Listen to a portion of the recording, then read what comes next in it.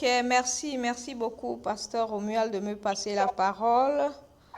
Bonsoir encore à chacun de nous. Je rends grâce à Dieu qui a disposé de notre temps encore afin que nous puissions répondre présent à cette sainte convocation. Et j'ose croire qu'il a préparé quelque chose qu'il va lui-même relâcher pour son peuple ce soir. Bien, étant donné que nous avons déjà prié, je vais annoncer le titre de mon message. Nous savons que le thème central, c'est devenir un homme spirituel. Et aujourd'hui, je vais tout simplement dire comment identifier un homme spirituel. Comment identifier un homme spirituel? Parce que très souvent, lorsqu'on parle d'homme spirituel, on a vu que c'était celui-là, premièrement, qui était né de Dieu, c'est-à-dire qui avait la semence de Dieu, qui était né de nouveau. C'est le départ, c'est le b.a.-ba de comment devenir un homme spirituel. Et on a vu qu'il fallait porter sa croix. Les différents messages ont montré qu'il fallait porter sa croix.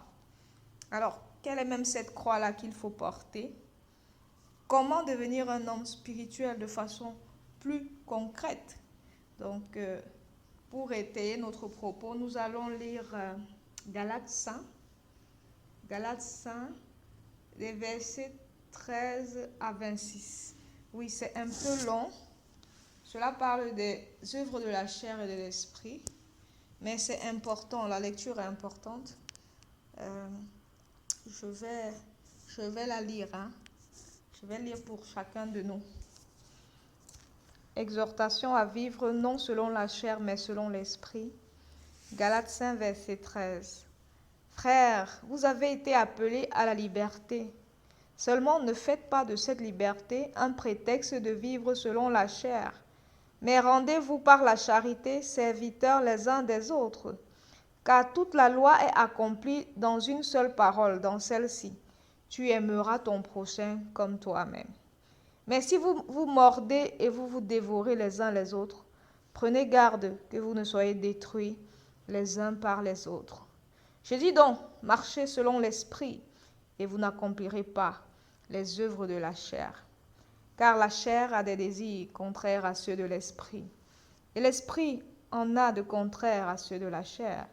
Ils sont opposés entre eux, afin que vous ne fassiez point ce que vous voudriez. Si vous êtes conduits par l'esprit, vous n'êtes point sous la loi. Or, les œuvres de la chair sont manifestes. Ce sont l'impudicité, l'impureté, la dissolution, l'idolâtrie, la magie, les inimitiés, les querelles, les jalousies, les animosités, les disputes, les divisions, les sectes, l'envie, l'ivrognerie, les excès de table et les choses semblables. Je vous dis d'avance, comme je l'ai déjà dit, que ceux qui commettent de telles choses n'hériteront point le royaume de Dieu. Mais le fruit de l'esprit, c'est l'amour, la joie, la paix, la patience, la bonté, la bénignité, la fidélité, la douceur, la tempérance. La loi n'est pas contre ces choses. Ceux qui sont à Jésus-Christ ont crucifié la chair avec ses passions et ses désirs. Si nous vivons par l'esprit, marchons aussi selon l'esprit. Ne cherchons pas une vaine gloire, en nous provoquant les uns les autres, en nous portant envie les uns les autres. Amen. Je vais m'arrêter là. En fait, le livre de Galates parle beaucoup de la spiritualité, l'homme spirituel et l'homme charnel. Mais ce sera ça notre texte de base. Qui est l'homme spirituel? Ici, là, Romain dit que c'est celui-là qui marche, qui vit selon l'esprit et non selon la chair. Et comment vivre selon la chair? Celui qui vit selon la chair, c'est celui qu'on appelle tout simplement l'homme charnel. Et le texte de base de 1 Corinthiens 2,15 nous dit que c'est celui-là ne diffère en rien de l'homme animal, c'est-à-dire de celui qui n'est pas né de nouveau. Lorsque nous marchons par la chair, nous ne sommes différents en rien de ceux que nous appelons païens. Mais, comme j'ai dit, je préfère ne pas dire païen, parce que Christ est mort aussi pour les païens. Nous ne différons en rien même du diable. C'est fort ce que je dis, n'est-ce pas? Si nous marchons par la chair, nous ne différons en rien du diable, du péché. Voilà ce que ça signifie. Et il dit que ceux qui commettent des œuvres de la chair n'hériteront point le royaume des cieux. Voilà pourquoi je dis toujours que Dieu ne nous a pas sauvés pour que nous restions bébés. Oh. C'est le bébé qui, dès qu'il a faim, il pleure. Il ne réfléchit pas. Dès qu'il veut quelque chose, vous devez lui donner ça, là. Il n'a pas de patience. Le bébé, c'est moi, moi d'abord. Dieu ne nous a pas sauvés pour qu'on reste des bébés spirituels. Ce sont des bébés spirituels qui marchent par la chair. Le but de Dieu, c'est que l'on grandisse. Et un bébé, pour grandir, il doit tomber. Il doit faire des erreurs. Mais il doit surtout se relever. Si nous ne voulons pas quitter notre zone de confort, nous n'allons jamais grandir. Nous n'allons jamais devenir hommes spirituels, mais nous n'allons jamais entrer au royaume des cieux. Beaucoup de gens aiment la petite foi tranquille. Ah, on les appelle les chrétiens du dimanche. Pour ceux qui y vont même, moi j'ai vécu en Occident, les gens se disent chrétiens, mais ils vont à l'église 2 fois l'an, le jour de Pâques et le jour de Noël. Voilà ce qui fait de des chrétiens. Je ne dis pas qu'aller à l'église même tous les jours fait de soi un chrétien, mais beaucoup prétextent que la foi c'est dans le cœur pour faire n'importe quoi. Le problème n'est même pas d'aller à l'église ou de ne pas aller. On va maintenant voir là qui a la foi, qui marche par l'esprit et qui ne marche pas par l'esprit. Donc, pour commencer, d'où vient le charnel et d'où vient le spirituel? Si on remonte un peu, mais ça je vais seulement vous raconter, Paul explique l'origine de l'homme spirituel. Il prend l'exemple d'Abraham. Vous savez qu'Abraham est le père de la foi. Et il dit, Abraham a eu 2 fils. L'un d'un esclave, c'est-à-dire selon la chair. La chair, c'est qui? La chair, c'est la volonté humaine. Et l'un selon l'esprit, c'est-à-dire selon Dieu. Chaque fois que je fais ma volonté, chaque fois que je mets ma volonté en avant, au détriment de la volonté de Dieu, je marche par la chair. Et la chair est comparée au fils de l'esclave. On le sait, c'est Ismaël. Et chaque fois que je marche par l'esprit, chaque fois que c'est Dieu qui me dirige, alors j'accomplis la volonté divine, c'est-à-dire que je marche par l'esprit, donc je suis un homme spirituel. Et il dit que Ismaël a combattu Isaac toute sa vie. Et c'est comme ça que la chair combat l'esprit. Donc ce sont des allégories. Je vous ai dit, les personnes dans la Bible sont toutes des images. Je vous ai parlé de la naissance de Jésus, qui est tout simplement la nouvelle naissance du chrétien. Donc, toutes les personnes et les personnages dans la Bible sont des images, sont des symboles. Isaac représente le fils de la promesse. Voilà pourquoi donc nous avons été sauvés pour accomplir les bonnes œuvres que Dieu a préparées d'avance pour nous. Je vous disais encore hier que l'enfant de Dieu ne dit pas si c'est que certainement. L'homme spirituel marche parce que l'Esprit Saint l'y a conduit. Il va quelque part parce que Dieu l'a envoyé. Il ne marche plus selon sa volonté. C'est ça, marcher selon la chair en fait. Dieu n'est pas émotif. L'amour de Dieu n'est pas un sentiment. Les émotions et les sentiments sont du domaine de la chair.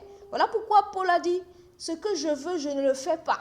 Et ce que je ne veux pas. En fait, la volonté de l'homme n'est pas la volonté de Dieu. Celui qui marche par l'esprit fait la volonté de l'homme, de Dieu, pardon, et non plus sa propre volonté. Pourquoi? Parce que ma volonté est essentiellement égoïste et égocentrique. Voilà pourquoi même un philosophe a dit que le moi est haïssable. Le moi est haïssable parce que ma volonté va me pousser à faire quoi? On va maintenant lire Galates 5, 17. Car la chair a des désirs contraires à ceux de l'esprit, et l'esprit en a ce contraire à ceux de la chair. Ils sont opposés entre eux afin que vous ne fassiez point ce que vous voudriez, c'est-à-dire la volonté de l'homme, de la chair. Si vous êtes conduit par l'esprit, vous n'êtes point sous la loi. C'est intéressant ici, parce que nous avons dit dans le texte de base que l'homme spirituel juge de tout. Pourquoi il juge de tout? Parce qu'il n'est point sous la loi. La loi, c'est le domaine du péché. La loi, c'est la juridiction du diable. Tant que nous péchons, le diable va nous accuser. C'est pour ça que Romain dit, qui accusera les élus? Lorsque l'homme spirituel, c'est un élu. En passant, l'homme spirituel, c'est un élu. Pourquoi? Parce que très souvent, on nous fait réciter les choses, mais c'est un peu à tort. Je dis toujours que le présent de Dieu est toujours progressif. Nous sommes prédestinés à être à l'image de Dieu. On passe de prédestiné à appelé, c'est-à-dire ou alors à choisi. De choisir à justifier, de justifier à glorifier. Donc l'élection, c'est ça le processus de l'élection. C'est comme Esther. Il y a eu un grand concours où les vierges, ou si vous voulez, les nés de nouveau se sont présentés. À l'issue de ce concours, on a choisi Esther. Et lorsqu'on l'a choisi, son travail ne s'est pas arrêté là. Il a fallu qu'elle paye le prix pour le salut, c'est-à-dire la glorification de tout le peuple d'Israël. Donc, c'est à l'issue de l'épreuve du désert, comme nous avons vu de l'Égypte au désert, que nous passons au stade de l'élection, de la glorification, c'est-à-dire de Canaan. Donc, celui qui marche par l'esprit, c'est celui-là qui ne juge pas. Comme on peut dire, celui qui ne marche plus sous la chair. Celui qui ne marche plus sous la chair, je veux dire, c'est celui-là qui peut juger. Pourquoi? Parce qu'il a déjà enlevé la poutre de son œil. Quand Jésus dit, ôte premièrement la poutre de ton œil, ça veut dire, ne marche plus selon la chair. Alors tu pourras juger, parce qu'on ne juge pas à partir des ténèbres. Tant qu'il y a encore le péché en toi, tant que toi-même tu n'es pas parfait, arrête de juger les gens. Mais lorsque tu marches selon l'esprit, Dieu ne se trompe pas. Les jugements de Dieu sont véritables. Et voilà pourquoi il dit, si vous êtes conduit par l'esprit, vous n'êtes plus sur la loi. C'est très intéressant. Les œuvres de la chair sont manifestes. Ce sont l'impudicité. L'impudicité. Quelle est la nature de mes pensées? Est-ce que je regarde encore des films bizarres jusqu'à minuit, jusqu'à 2 heures du matin? Ce sont des œuvres de la chair. Moi, ça fait très longtemps que je n'ai pas de téléviseur chez moi, plus de 10 ans. Parce que Jésus a dit que si ta main, ça c'est mon expérience, je ne demande pas à tout le monde de faire ça, mais c'était ma faiblesse. C'est-à-dire que la tendance à voir certains films bizarres, moi pour ne même pas avoir ce genre de tentation, moi j'ai dit je ne veux pas de ça. Donc, quelle est ta faiblesse? Qu'est-ce qui te fait avoir des pensées impures? Si ta main gauche est pour toi une occasion de chute, coupe-la. Parce que mieux vaut entrer au ciel manchot que d'aller entier en enfer. Quel est le genre de musique que tu écoutes? L'impudicité, l'impureté, les choses qui salissent la conscience. C'est souvent à partir de là que le soir, on a envie de faire des choses bizarres. La dissolution, l'idolâtrie. L'idolâtrie. L'idolâtrie n'est pas seulement aller au village mettre l'huile sur les crânes ou adorer les arbres et autres choses. L'argent aussi peut être une idole. L'habit, il y a des gens qui aiment tellement les habits, les chaussures. Tout ce qui prend beaucoup de place dans notre cœur plus que Dieu est une idolâtrie. Et comment reconnaître? Le temps que tu passes sur la chose-là, c'est tout. Qu'est-ce qui occupe le plus ton temps dans la vie? Est-ce que tu es plus occupé à chercher l'argent? Ou alors à lire la parole de Dieu? Ou alors à conseiller les jeunes? Qu'est-ce qui t'occupe le plus? Parce que là où est ton trésor, là sera ton cœur. Ce qui prend ton cœur, là, c'est ton idole. Et c'est pour ça que même tes enfants peuvent être une idole. Ta femme, ton mari peut être une idole. Dieu doit être le premier en termes d'amour.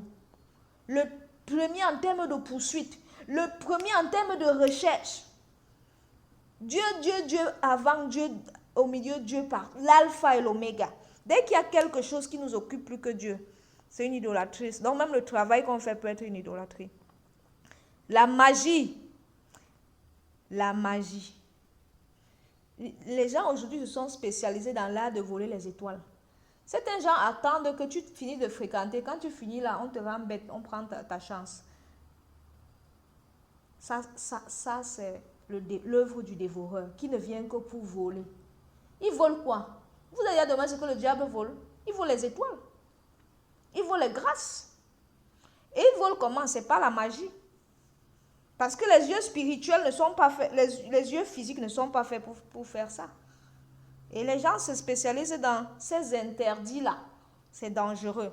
Si tu pratiques encore ça, il faut arrêter. Même si tu as hérité de ça, tu es charnel. Les inimitiés, les querelles. Il y en a qui aiment discuter. Des jalousies. Nous sommes allés évangéliser ce matin. On a rencontré une branamiste. Pour nous chasser, elle a commencé à les quereller. Oh, pourquoi vous mettez les boucles? Oh, pourquoi vous mettez les pantalons? Fermé, braqué. Tu ne peux pas lui parler. Elle connaît tout. La jalousie, on va faire comment? On dit même que c'est l'apprentissage, l'antichambre de la sorcellerie. C'est vrai. C'est par jalousie que Caïn a tué Abel. Lorsque nous marchons par l'esprit, quand on vient te dire que est-ce que tu sais que tel est allé au Canada, tu dis gloire à Dieu et tu le dis de tout ton cœur.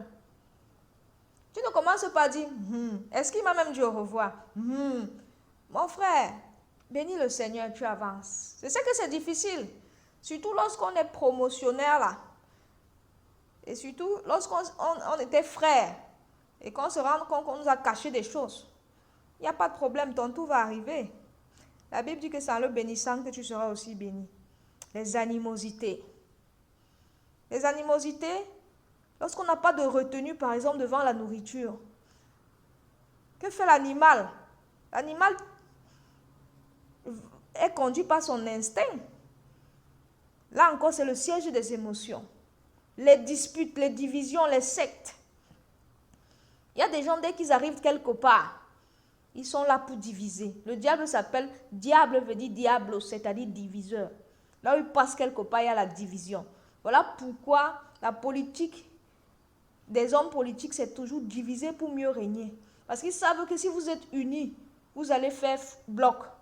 Qu'est-ce qu'ils font? Ils vous divisent. Ils vous divisent. Les sectes, c'est toujours une sorte de division. L'envie, l'ivrognerie, les excès de table. Il y a des gens qui n'arrêtent pas de boire. Ils n'arrêtent pas de manger. Ils n'ont pas de retenue. Et les choses semblables. L'envie. Eh oui, l'envie. Qu'est-ce que tu as envie? Il y en a qui disent carrément à certains, je t'envie. Tu l'as envie pourquoi? C'est charnel. Ça relève de la chair. Toutes ces choses, pendant que je parle, j'aimerais que tu t'examines. C'est un auto-examen. Le problème avec les enfants, certaines personnes, c'est que quand on parle comme ça, ils voient que hey, c'est comme ça que ma mère est. Hey, c'est comme ça que mon voisin est. Ils ne sont jamais comme ça. Oui, ils disent que ça c'est pour mon mari. Regarde à toi. Parce que moi-même, quand je suis en train de parler, là, je suis en train de voir encore les choses que je fais. Et voilà des choses qui font que l'ennemi nous accuse. C'est un auto-examen, c'est une introspection. Et si tu es honnête envers toi, tu vas voir que tu coches encore beaucoup de cases dans ce que nous venons de citer. Je ne suis pas entrée dans les détails parce que je pouvais vraiment montrer comment ces choses se manifestent concrètement. Tu allais voir que tu as même fait ça ce matin. Et ça, c'était les caractéristiques de l'homme charnel. C'est-à-dire celui-là qui possède encore, qui vit encore sous la loi. Parce que, d'après cette analyse, nous pouvons donc constater que chaque fois que nous péchons, nous retournons à la loi. La lutte entre la chair et l'esprit, c'est ce combat entre la loi et la grâce, entre la loi et la foi. Chaque fois que nous marchons par la chair, nous sommes condamnés. C'est pour ça que la loi n'hérite pas la grâce. Moïse n'a pas pu entrer dans Canaan parce qu'il incarnait la loi. Lui qui était parfait en loi, quoique parfait, n'a pas pu entrer. Donc, si nous marchons encore selon la chair, nous n'entrerons pas au royaume des cieux. Les théories pour lesquelles on vous manque, si vous avez confessé Christ là, vivez comme vous voulez, c'est bon, vous allez aller au ciel. Qu'est-ce que Paul vient de dire? Je l'ai déjà dit, que ceux qui commettent de telles choses n'hériteront point le royaume de Dieu. Full stop. Nous devons tendre vers la perfection, mes bien-aimés. Quand on lit ça, on doit avoir peur. Ça fait peur. Mais le fruit de l'esprit, heureusement qu'il y a une bonne nouvelle. Le fruit de l'esprit, c'est l'amour. On n'a pas dit les fruits de l'esprit. Et à la fin du programme, on va voir le plus grand fruit. En fait, ce qui fait de nous des hommes spirituels, c'est lorsqu'on manifeste l'amour.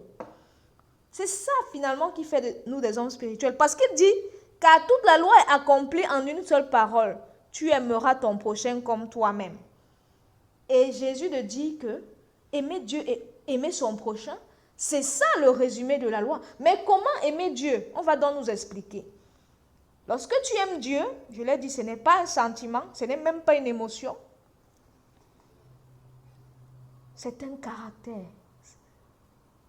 Celui qui vit par l'amour reflète la gloire de Dieu. Il est déjà glorifié. Parce que c'est la dimension du Saint des Saints. Le Saint des Saints, c'est le lit nuptial, c'est le lit conjugal, c'est la chambre de l'épouse. Lorsque le roi appelle Esther dans sa chambre. L'amour, la joie, la paix. Il y en a que Dieu va tester. Ils vont recevoir des nouvelles qui vont les attrister au point où ils vont perdre l'appétit et le sommeil. L'homme spirituel ne vit pas comme ça. Il ne vit pas au gré des circonstances. J'aurais pu ne pas enseigner ce soir. J'ai eu une attaque, pas possible, très tôt ce matin. J'ai même prié avec mes frères, ils ne savaient pas. J'étais paralysée d'un côté. L'ennemi m'a envoyé une flèche quand je me suis levée. J'ai traîné le corps là, je suis allée évangéliser. Je suis rentrée et maintenant, il me sent bien. Je ne vis pas au gré des attaques et des circonstances. Et j'aspire à plus. Il y en a dès qu'ils ont un petit bobo, il faut que toute la planète sache. La paix. Jésus a dit, je vous donne ma paix. Ce n'est pas une paix comme le monde la donne. La paix que Dieu donne, c'est à ça que nous devons aspirer. Et je dis toujours, la paix selon Dieu n'est pas l'absence de guerre. Vous allez voir que je vais vous donner des définitions très contraires à ce que le monde pense. Le monde pense que pour être joyeux, il faut que tu aies mangé, tu aies bu, tu aies pris une bonne bière et la vie est belle. Dieu te dit que Paul et Silas ont dansé et chanté en prison sous les chaînes. Ça, le monde ne peut pas faire. C'est une joie surnaturelle. Danser et chanter en prison. La paix. La paix. Ça encore, le shalom, ça s'appelle shalom. Le shalom de Dieu, ce n'est pas un shalom qui est comme ceux du monde. Les gens pensent que si tu n'as pas d'ennemis, tu seras un peu le jour où tu n'as plus aucun ennemi, personne ne t'agresse plus, tu vas dire la paix, non. Tant que tu es chrétien, l'ennemi va te combattre. On n'est jamais en paix avec le diable en tant qu'enfant de Dieu. On ne sera jamais en paix avec lui. Mais la paix consiste à être en harmonie avec Dieu. Tant que ta relation avec Dieu est au beau fixe, c'est ce qu'on appelle la paix. Ça ne dépend pas de si l'ennemi tourne ou bien fait quelque chose. La paix consiste à faire la volonté de Dieu. Dans chaque situation, si tu te rends compte que tu es en harmonie avec Dieu, sois en paix. Même si on t'accuse faussement, sois en paix. Donc, il y a quelques échos là. Apparemment, pasteur Romuald, ça vient de ton côté. Tu peux te muter, s'il te plaît.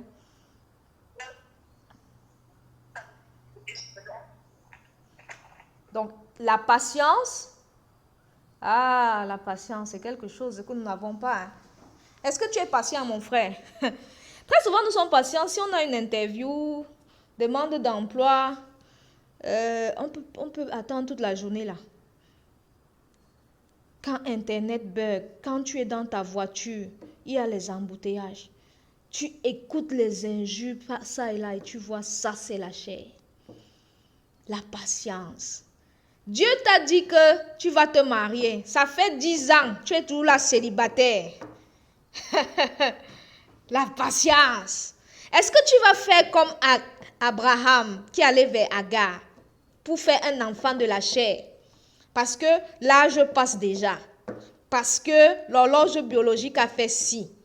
La patience. Écoutez, c'est pas la patience qu'on reconnaît les hommes spirituels. Et 1 an est pour Dieu comme 1000 ans. Ça dit que comme Dieu t'a dit là, Dieu a dit à David, tu seras roi. Il avait 17 ans. C'est à 30 ans. C'est à 30 ans qu'on met l'huile sur lui pour le consacrer à Hébron roi. 2 ans. Pendant cela, Saül est encore là même là-bas. C'est après la mort de Saül même qu'il devient roi d'Israël. La patience. La patience. Seigneur, donne-nous la patience. Voilà ce que je demande. D'abord même pour moi. Parce que ceux qui ne marchent pas l'esprit, Dieu leur a fait des promesses. Et aujourd'hui, ils voient il y a les rides. Mais ce que Dieu a dit, il accomplit pour ceux qui sont patients. Ton âge ne fait rien à Dieu. L'histoire d'Abraham n'était pas pour son époque. On dit que nous sommes les enfants d'Abraham. Si Abraham a mis au monde un enfant à 100 ans, toi aussi tu peux le faire. Pourquoi? Vous croyez que c'était une autre époque? Pas la foi.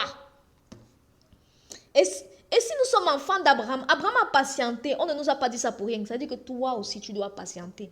Un homme spirituel sait attendre. Et la patience n'est pas une patience dans les murmures. C'est une patience paisible, dans la foi, l'espérance, la joie, la paix, comptant sur Dieu qu'il le fera. Combien de gens ne m'ont pas déjà dit, Christelle, tu attends quoi pour? Tu attends quoi pour? Tu ne peux pas aussi, tu ne peux pas aussi. Je sais ce que Dieu m'a dit. Et hier, on a insisté, quel est ton réma? Quel est ton réma? Il y en a à qui Dieu a dit, tout le monde va au Canada, toi tu restes au Cameroun. C'est un exemple que je donne. Toi tu ne te maries pas ou tu te maries dans 10 ans. Alors, marcher selon l'esprit, ça veut dire qu'on ne se conforme plus au cercle présent. Qu'est-ce que Dieu t'a dit? Parce que pour te faire patienter, Dieu va toujours se rassurer qu'il vienne te faire une promesse. Hein. Oh, je vais faire de toi le serviteur des nations. Et dès qu'il te dit ça, la tentation commence. Les gens viennent te dire, Aka, tu veux servir Dieu? Viens, je vais te faire de toi un médecin. Pourquoi tu veux aller servir Dieu? À partir de ce moment, il va te tester. Il va te tester la patience, la bonté. La Bible dit que ce qui fait le charme d'un homme, c'est sa bonté. Homme avec grand H, hein? La bonté, la bénignité, la fidélité. Ah, la fidélité. Voilà quelque chose que les Africains n'ont pas beaucoup. Je parlais encore de ça avec Anastasie. Je ne sais pas si c'est l'Africain ou le Camerounais, mais nous sommes trop... Je ne sais pas si c'est dispersé. Ondoin et divers. La Bible dit que ton oui soit oui et ton non, non. Beaucoup de gens disent que oui, je veux faire partie de telle chose. Le lendemain, ils ne sont plus là. Ils ne se sont pas excusés. Ils ont tout simplement disparu. Oh, on ne fait pas comme ça. On ne marche pas comme ça. Tu ne sais pas ce que tu veux. Je dis toujours, la personne qui est disciplinée, même dans la désobéissance, est plus respectée que la personne qui dit qu'elle est obéissante à son temps. Et je veux dire quoi? Paul était un persécuteur des croyants. Il le faisait de façon zélée. Pourquoi? Parce que il pensait qu'il était sur le droit chemin. Voilà pourquoi Jésus l'appelait. Hein. Paul faisait très bien son travail, mais il était tout simplement dans l'ignorance. Fais très bien ton travail, quoi que tu fasses. Si tu te trompes, Dieu va te ramener sur la voie. Si tu veux faire les choses bien, celui qui a envie de bien faire les choses, je dis même s'il se trompe, Dieu va finir par... Et je vais vous dire, personne n'aime les médiocres. C'est le diable même, c'est plus... Personne n'aime les médiocres. Vous allez voir que même les gens de cette secte-là coptent toujours les personnes intelligentes. Parce que personne n'aime que quand il dit que faites ma chose aussi, ni le diable ni Dieu. Il arrive que ce n'est pas fait, ou c'est fait à moitié. La douceur. Ah, ça c'est quelque chose que je demande à Dieu. La douceur. J'ai dit, quand on parle comme ça, examine, est-ce que tu as déjà ça? Ne regarde pas ton frère. La tempérance. La tempérance. C'est que certains gens appellent encore la maîtrise de soi. Tu rentres comme ça chez toi, ton mari ou ta femme te donne un mot comme ça, qui te ronge. Tu fais quoi? Tu casses tout, tu le gifles. La tempérance. C'est comme ça qu'on reconnaît les grands hommes ici dehors. Parce que finalement, l'homme spirituel, lorsque vous grandissez dans ces caractères-là, vous attirez les richesses matérielles. Les grandes personnes savent se maîtriser. Si tu as encore quelqu'un qui t'emporte à tout bout de champ, tu bavardes ici, on t'entend au carrefour, tu es Chanel. Tu manques de maîtrise de soi. Si tu es quelqu'un qui a décidé que, ouais, cette année-ci, il faut que je fasse le sport, tu n'as pas fait, tu n'es pas fidèle. Tu n'es pas fidèle. La Bible dit mieux vaut ne pas prendre un engagement que d'en prendre et ne pas tenir. Que ton oui soit oui. J'ai encore beaucoup à dire, mais je vais m'arrêter ici. Es-tu un homme spirituel ou un homme charnel? Ah, j'ai envie même de poser cette question à chacun. Que chacun réponde à cette question ouvertement. Moi, je vous ai dit, il y a encore des choses en moi que je dois travailler. Je dois encore travailler la fidélité, la douceur. Par la grâce de Dieu, je ne suis pas adonnée aux querelles. Je prie chaque jour que le Seigneur préserve mon cœur de la jalousie. Ce n'est pas facile. Mais par la grâce de Dieu, quand ça monte en moi, je dis, Seigneur, je n'aime pas ce qui est en train de monter là. Et il me donne la grâce. Il chasse ce sentiment. Parce que la jalousie, c'est quelque chose qu'on nourrit et qu'on entretient. J'ai remarqué ça. Si vous chassez quand ça monte en vous, vous savez, hein? Vous savez. Mais si vous repoussez ça, jalousie, arrière de moi. Je suis béni. Et tu bénis ton frère. Tu le bénis sincèrement. Parce qu'on ne doit pas rire du malheur de notre frère. On ne doit pas souhaiter qu'il lui arrive malheur, même à notre ennemi. Alors, Anastasie, je te donne la parole. Que le Seigneur vous bénisse. 1 minute, chacun va me dire s'il est homme spirituel ou homme charnel.